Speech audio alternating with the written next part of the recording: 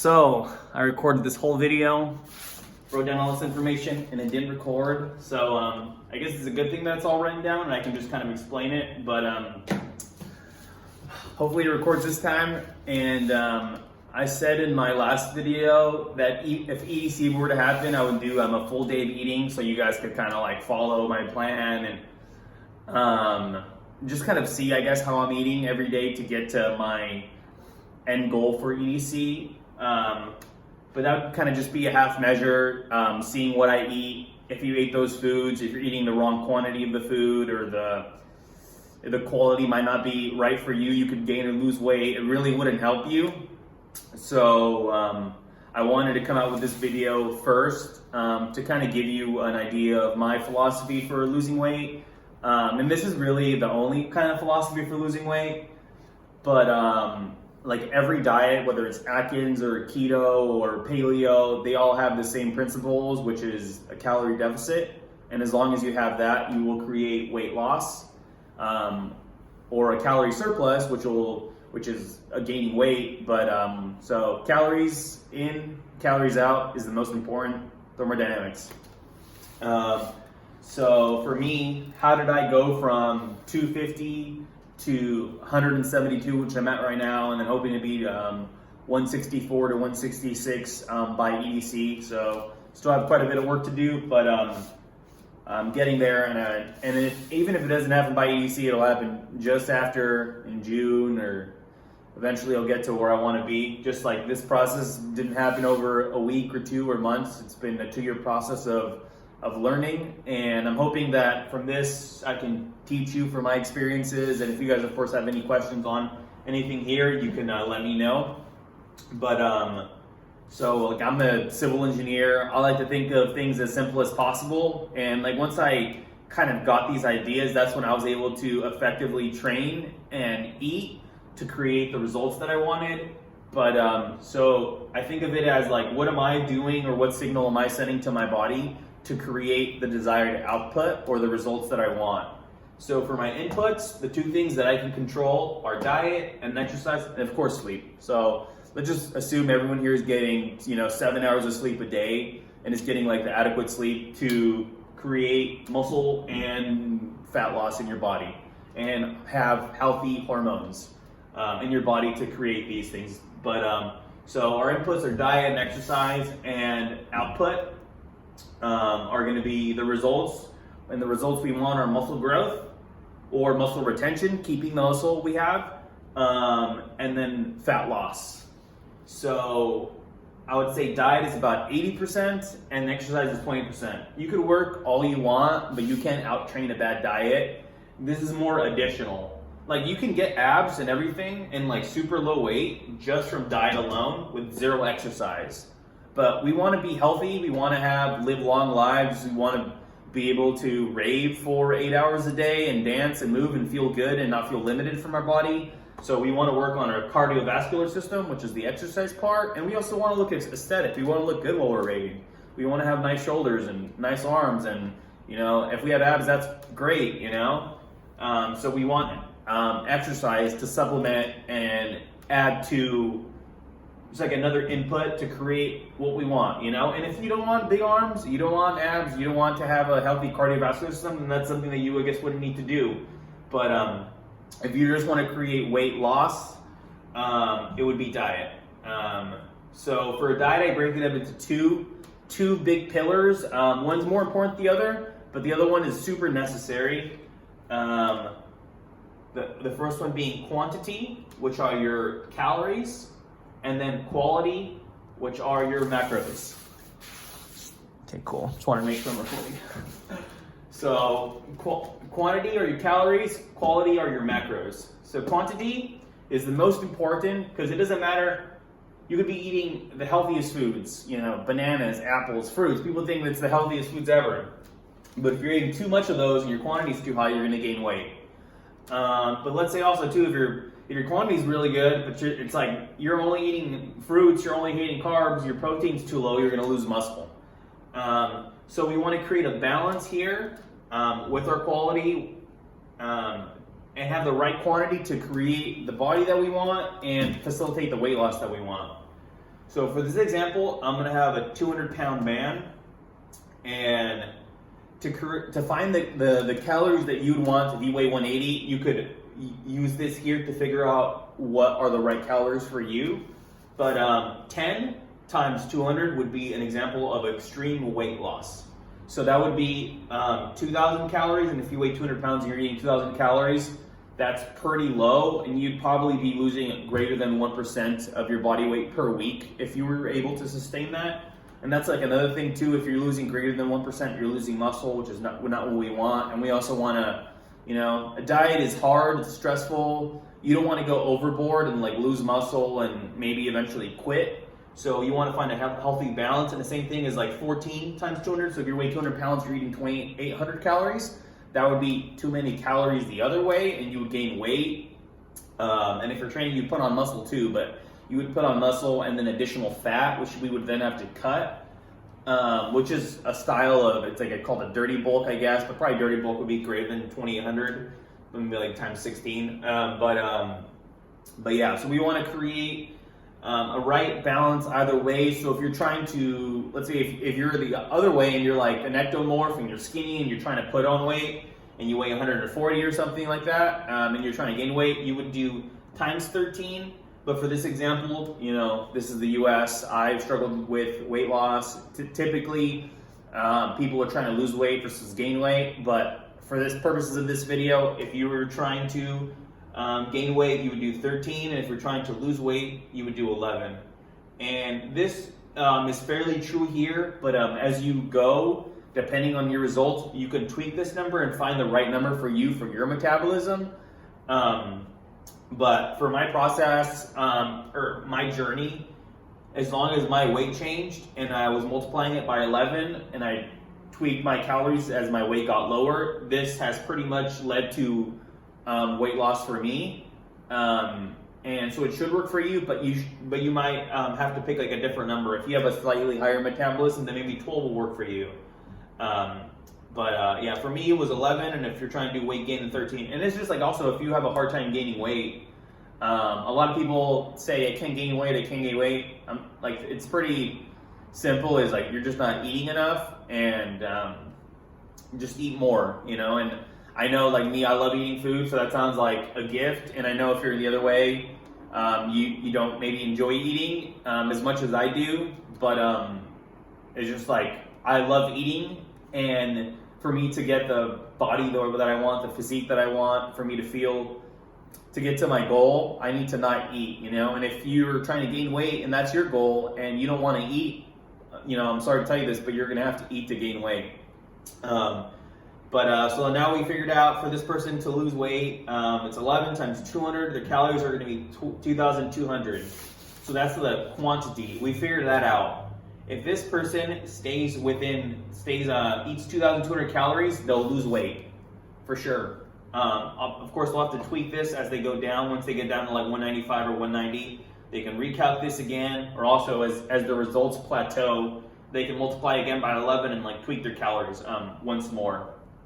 But just because you're eating 2,200 calories doesn't mean you're going to get the desired physique or results that you want, which is the importance of your macros or the quality of the foods you're eating. And the macros are split up into three things, which are fats, carbs, and proteins, which make up pretty much all the foods we eat. Fats are 1 gram. A fat is 9 calories, 1 gram of carbs is 4 calories, and for protein, 1 gram of protein is 4 calories. And examples of fats are avocado, nuts, and oils. And for carbs, it's rice, bread, cookies, and starches. So starchy foods. And for protein, it's meats and powders and stuff. And I also want to say that over this process, I have done some supplements. Like I do like a fish oil, I do vitamin D and magnesium, but these are all like additional. None of that's necessary. I do pre-workout just because, I do have a busy day while working. So, and I don't do caffeine during the day. So I do have like caffeine or pre-workout that I do to help fuel my workouts and give me the energy for that. But over this whole process, I've done like 0 protein powders and like 0 bars and stuff like that. and like that stuff isn't necessary. You could definitely get the quality that you want from Whole Foods. If it's hard for you to do that through Whole Foods, then 100% you can use powders. You know, I'm not saying that's bad for you. I'd say Whole Foods are preferred. But if you can't, powders work too, like protein powder. But what I'm saying is it's not necessary. You don't need to like buy into all that propaganda and like that the nutrition, food, bodybuilding world is like feeding you. But so now we're going to figure out our quality of foods, which are going to be the first thing we need to figure out. So it's like, so we figured out our quality, and now we need to figure out, well, we figured out our quantity, which are the calories. Now we need to figure out our quality, and for that, the first thing we need to figure out is our protein.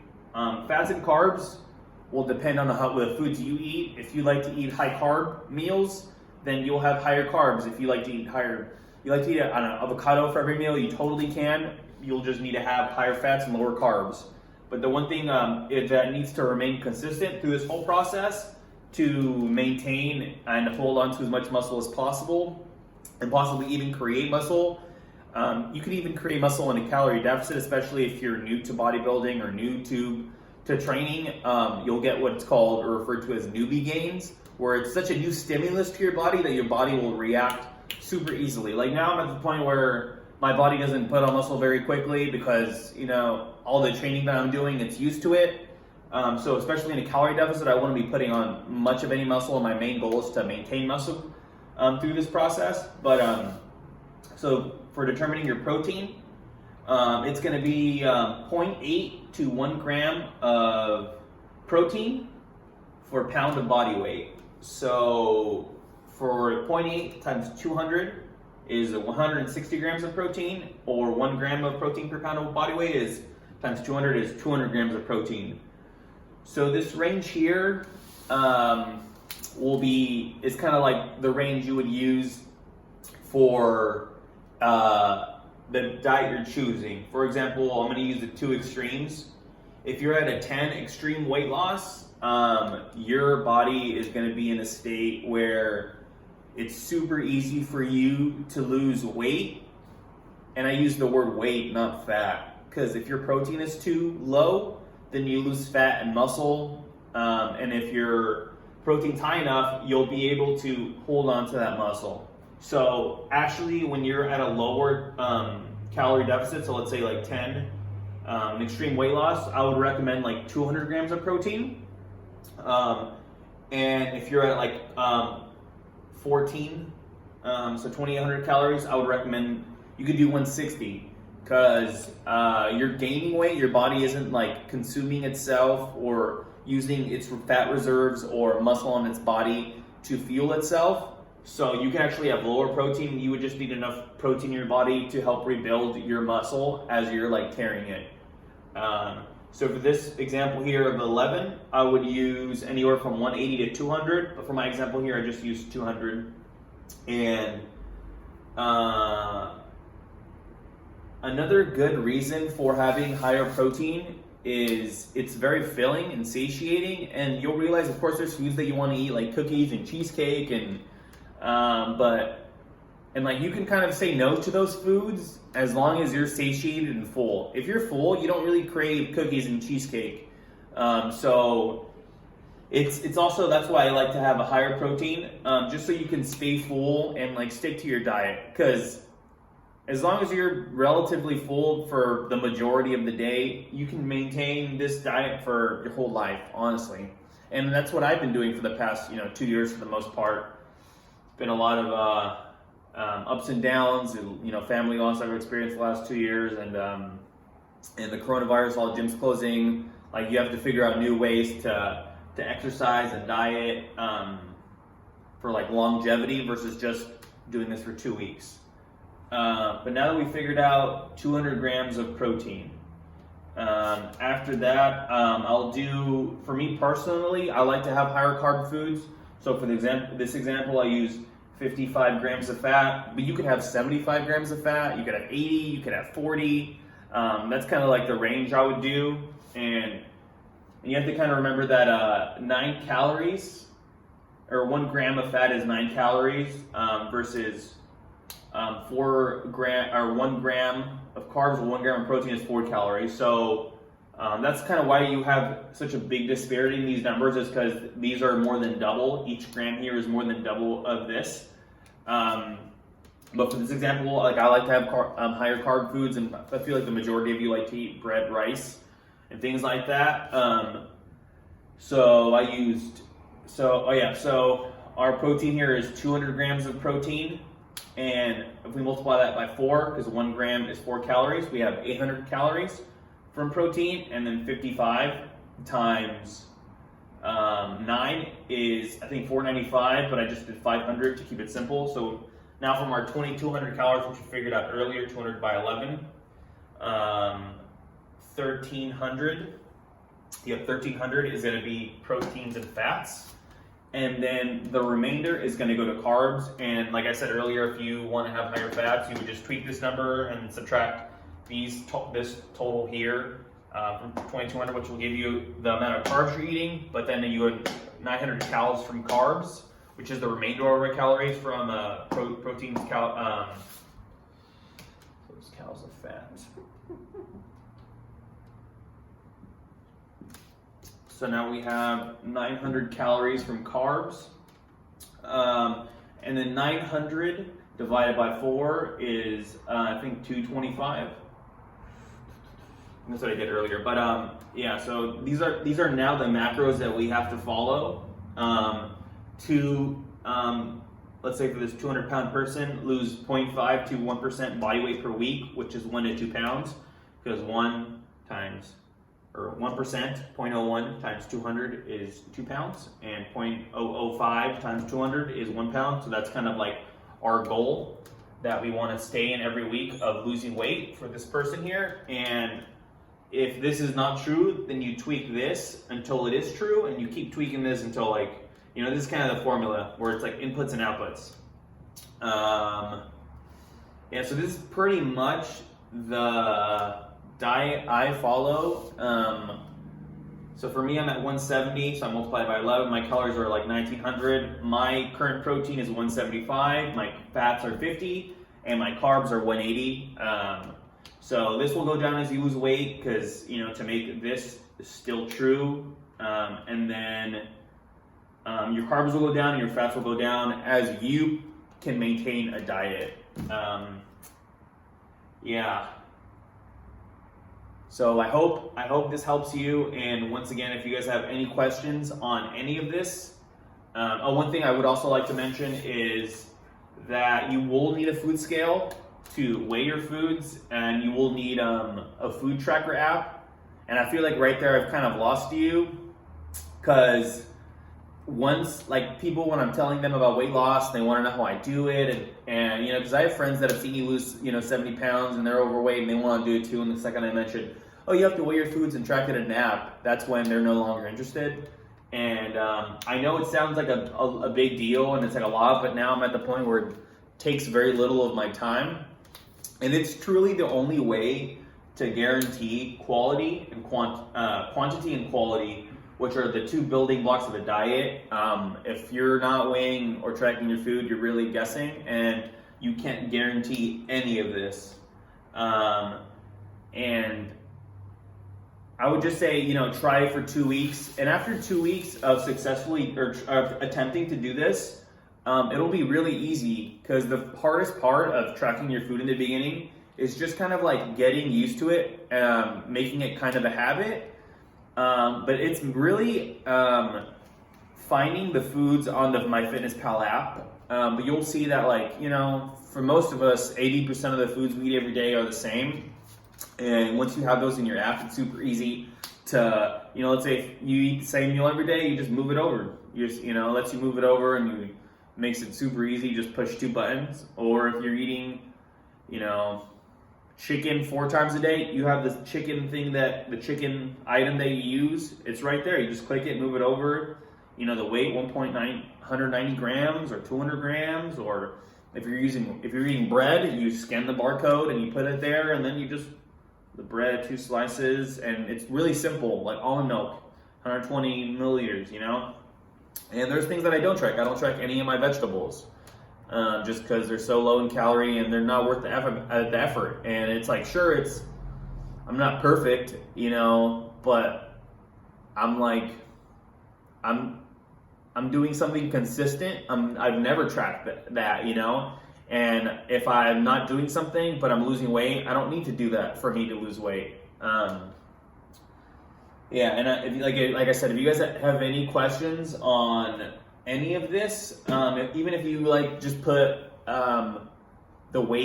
your weight in there, I can calc this for you. If you tell me I'm 180 pounds or 120 pounds or 125 pounds and your height, and you tell me you're trying to gain weight and you have a goal, I can hopefully in the comments reply to you and help you. And I know this sounds like a lot of work as well, but 100% worth it. These last 2 years, not only have I transformed my body physically, I feel like I've transformed mentally to the point where I feel like I can record these videos and put myself out there, and transform myself spiritually too, which maybe I'll discuss in another video.